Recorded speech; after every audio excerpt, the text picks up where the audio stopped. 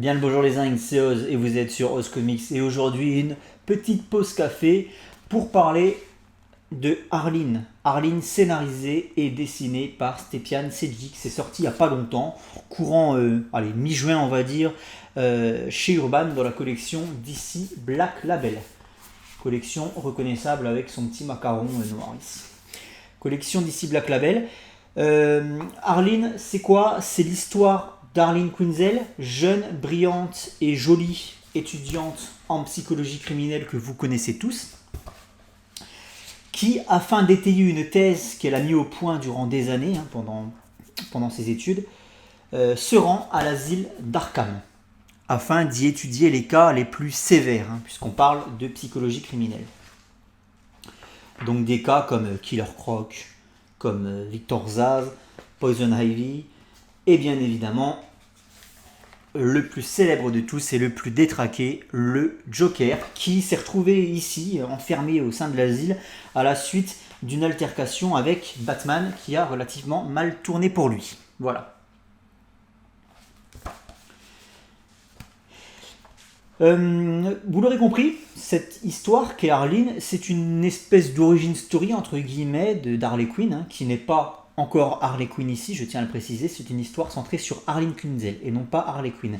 D'autant qualifierait l'œuvre de Sejic de Mad Love version glauque, Mad Love version hardcore, version trash. Je vous rappelle que c'est du Black Label, et on voit déjà qu'il y a des effusions de sang sur la couverture, c'est pas pour rien, c'est une histoire assez violente et beaucoup basée sur la psychologie, donc assez noire. Donc c'est à ne pas mettre entre toutes les mains. Et d'aucuns qualifieraient donc cette œuvre de Mad Love Mad Love mature, Mad Love pour adultes. On pourrait voir ça comme ça effectivement, mais j'irai un peu plus loin puisque là où Mad Love se concentrait sur la relation Harley Quinn-Joker, couple bien établi, relation qui dure depuis des années, et là où Mad Love nous dépeignait finalement une relation conflictuelle entre un mari violent et sa femme battue, eh bien sur Arline on est plus sur la rencontre, voilà, les premiers ébats entre guillemets entre Harley Quinn et le Joker, qui n'est pas Harley Quinn pour le coup, je le répète, c'est pas Harley Quinn. Tout au long de cette histoire nous avons juste Arline Quinzel et on va nous relater ici le long processus de transformation en fait, puisque vous savez qu'Arline Quinzel va finir par avoir un revirement total de sa personnalité, elle va finir par sombrer dans la folie, manipulée entre guillemets par le Joker, et elle va devenir son acolyte de sang. Et donc Arline, ça nous raconte ça nous raconte la longue descente aux enfers d'Arline Quinzel, et comment elle est devenue Harley Quinn, la Harley Quinn qu'on connaît tous. Personnage inventé par Paul Dini dans les années 90 pour les besoins du dessin animé. Voilà. Je vous montre depuis tout à l'heure pas mal de dessins, parce que vous avez remarqué que c'est magnifique, c'est beau à en tomber. On est sur un début de Badverse, voilà, je continue à parler un petit peu du scénario. On est sur un début de Badverse, Harvey Dent n'est pas encore double face ici, on comprend que Batman, eh bien, il en est à ses débuts, Arline Quinzel est encore Arline Quinzel, et je crois qu'il y a un rapide visuel avec Dick Grayson aussi en tant que Robin, en tant que premier Robin. Donc on est vraiment sur un début de Badverse. Le Joker paraît relativement jeune d'ailleurs. Il faut noter que... je vais essayer de vous montrer un visuel du Joker. Le Joker ne ressemble pas vraiment à celui qu'on connaît, vous savez, le Joker canonisé avec ses lèvres rouges, ses cicatrices, son costard violet, etc. Vous voyez, là il a plutôt une dégaine un peu beau gosse, charmeur à la Johnny Depp. Il faut savoir que Sejic s'est inspiré de David Bowie pour créer son Joker. Et je vais vous expliquer pourquoi un tel choix. Pourquoi avoir choisi de dépeindre son Joker de cette manière si étrange finalement. Ça va être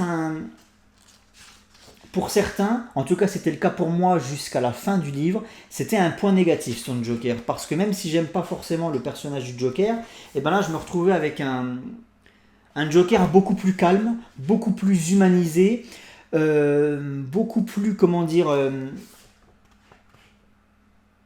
beaucoup plus naturel, beaucoup plus humain tout simplement. Et du coup, j'avais du mal avec ce Joker. Et je comprenais pas comment ce Joker pouvait à tel point retourner la psychologie d'Harley Quinn. Enfin, d'Harley Quinzel pour en faire Harley Quinn, justement. Puisqu'on n'a pas affaire au Joker complètement taré qu'on connaît tous. Et donc, j'avais un peu de mal avec ce Joker jusqu'à la fin du bouquin. Et, euh, et pour le coup, j'ai clairement changé d'avis quand je suis arrivé sur les dernières pages. Parce que... Ah, j'ai pas envie de trop vous spoiler non plus, mais... Bah parce qu'en fait, tu comprends que c'est sa façon de faire au Joker, de paraître si naturel en face d'Arlene Quinzel. Il paraît naturel, il paraît humain, il se fait passer presque pour une victime du système, une victime de la société, quelqu'un d'incompris. Et Arlene Quinzel, elle tombe dans le panneau et c'est comme ça qu'elle tombe amoureuse. Et forcément, si elle avait eu en face d'elle le taré, le Joker qu'on connaît tous, le contact aurait été beaucoup plus brutal et je pense pas qu'elle... Enfin, ça aurait pas fini pareil, je pense pas, tu vois. Alors que là, c'est sa descente aux enfers à Harley Quinzel, elle se fait de manière beaucoup plus lente, beaucoup plus naturelle et beaucoup plus compréhensible, on va dire.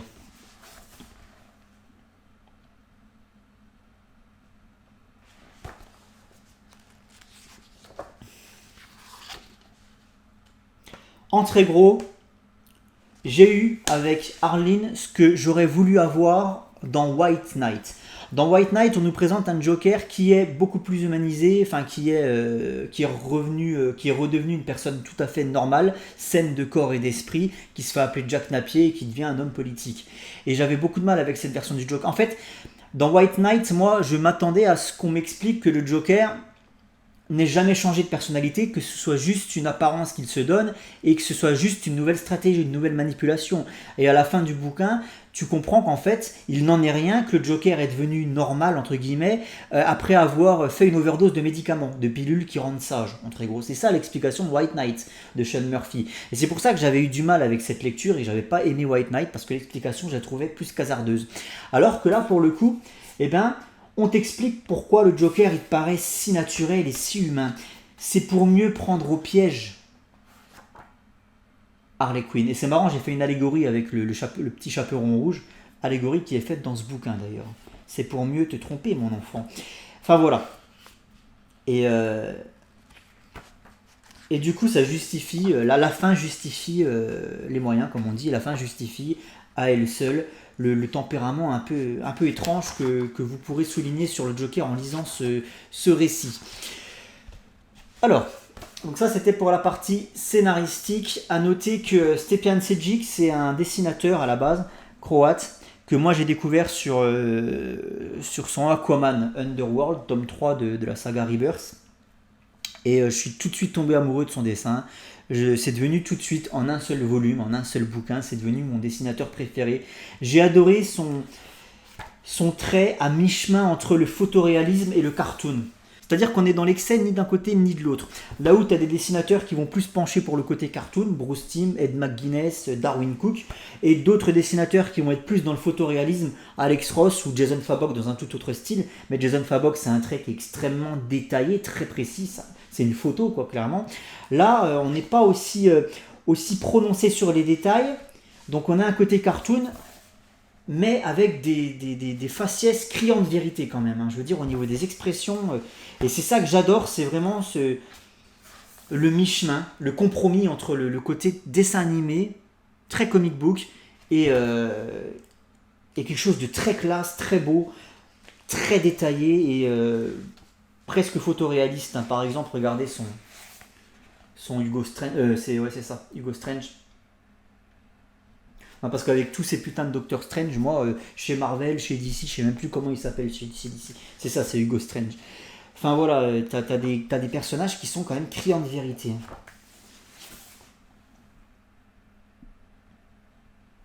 Et donc moi, c'est ça qui m'avait séduit chez Sejic. Je suis à dire. Mais ce qui me plaît le plus, chez cet artiste qu'est Sejic, oh là, essaie de dire ça à toute vitesse, tu vois.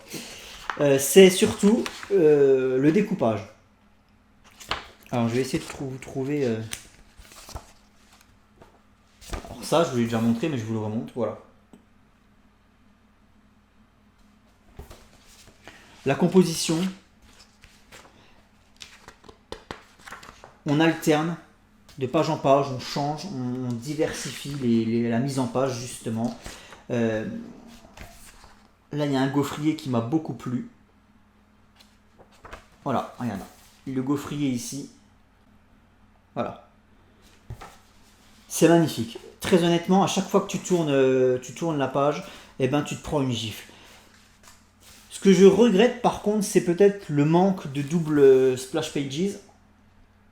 Ça, le fait d'avoir des dessins comme ça étalés sur 2 pages, eh ben, c'est très rare dans ce bouquin. Je crois d'ailleurs qu'il n'y en a qu'un. Et c'est là où ça pêche un peu. J'aurais voulu, parce que c'est magnifique et j'aurais voulu avoir des doubles pages comme ça, tu t'en fous plein la gueule. Mais pour le coup, c'est un peu rare et c'est dommage. Et puis il y a quelque chose que j'aime beaucoup aussi, c'est un travail de flou sur les arrière-plans. Je vous parlais de photoréalisme, tu as l'impression que c'est une caméra ou un appareil photo qui fait le point, qui fait le focus, et du coup ça trouble un petit peu l'arrière-plan. Et c'est très souvent le cas sur pas mal de cases, et je trouve ça magnifique. Et il y a aussi, regardez, cette splash, je vous en montre beaucoup, hein. Si vous ne l'avez pas lu, c'est vrai que là, bon, j'essaie de ne pas vous spoiler, hein, bien évidemment, je ne vous montre pas des trucs, des révélations ou quoi, mais regardez ce travail sur les ombres là, les lumières et les ombres ici. Où tu as le Joker et Batman qui sont en train de se foutre sur la gueule dans les fumigènes, dans la fumée, et en fait tu ne vois que leurs ombres en fait, projetées par des faisceaux comme ça à travers la fumée. C'est juste, mais tu vois, ça c'est le genre de truc moi qui me fait rêver quoi, c'est juste sublime. Donc voilà, pour la partie graphique, pour la partie scénaristique, je pense avoir tout dit. C'est très classique. En fait, c'est très classique parce que on sait déjà, tout ce qui se passe là-dedans, on le sait déjà. Ce qui va se passer pour Harvey Dent, vous le savez. Ce qui va se passer pour Harley Quinzel, vous le savez. Enfin voilà, je veux dire, c'est une relecture des mythes du Badverse en fait. Donc il n'y a rien de révolutionnaire là-dedans. C'est une écriture très classique, une lecture très classique, mais maîtrisée. Maîtrisée. Et j'en attendais pas autant de Stephan Sejic pour le coup, puisque c'est un dessinateur. Oh là là, regardez les couvertures alternatives. Voilà. Quand je vous parlais à mi-chemin entre photoréalisme et cartoon, je suis désolé, hein, je suis pas expert, je veux dire, j'ai pas fait les beaux-arts, j'ai aucun diplôme dans les dessins, dans l'art ou ce genre de trucs. Donc c'est vrai que quand je dois parler de la partie graphique, du dessin, j'ai toujours énormément de mal à le faire, hein. C'est vraiment là où je pêche le plus dans mes reviews. Mais voilà, quand je vous parlais d'un dessin à mi-chemin justement entre le dessin, entre le cartoon et entre la photo, c'est ce genre de truc que je voulais parler en fait. Je sais pas si ça vous parle, si vous voyez ce que je veux dire. Des couvertures alternatives, mais c'est la folie. C'est la folie. Et donc voilà, j'en étais sur la partie scénaristique. On est sur quelque chose de très classique, mais de maîtrisé. Il y a des citations, enfin il y a une finesse d'écriture, je trouve, qui est géniale. Avec, allez, je vous fais une petite citation. On apprend que bien avant de devenir Harley Quinn, Arline se faisait déjà surnommer Harley, non pas par le Joker, mais par ses camarades de classe, puisque étant étudiante, elle se faisait sauter par son prof qui avait une quarantaine d'années. Et donc, en très gros, son surnom c'était Harley, donné par ses camarades de classe, puisque tous les quadragénaires en crise lui montent dessus. Tu vois, ça m'a fait rire, c'est très fin, la traduction est excellente.